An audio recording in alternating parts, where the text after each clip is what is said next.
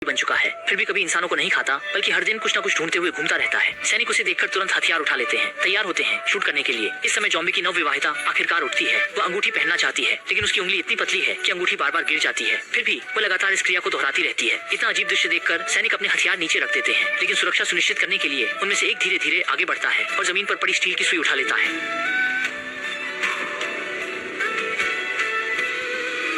तुरंत सभी लोग सावधान हो जाते हैं, किसी भी समय हमला करने के लिए तैयार हो जाते हैं। हालांकि इस अचानक हमले का सामना करने पर वह केवल अपनी अंगूठी ढूंढना चाहती है, हमला करने का कोई इरादा नहीं रखती। असल में कुछ दिन पहले ही महिला और उसके पति की शादी पूरी नहीं हो पाई थी। लोग अचानक राक्षसों के प्रकट होने के कारण भाग गए। संयोग से पति को ल्यूकेमिया था और सैनिकों ने सोचा कि वह संक्रमित हो गया है, इसलिए वे उसे जबरदस्ती ले जाकर अलग थलग कर देते हैं। हालांकि पत्नी कितनी भी सफाई देती है, पति को ले जाया जाता है। जब तक एक चोर की बंदूक की आवाज नहीं आती, महिला की उम्मीदें भी टूट जाती हैं। जब वह पति का शव देखती है तो उसका शक क्या था?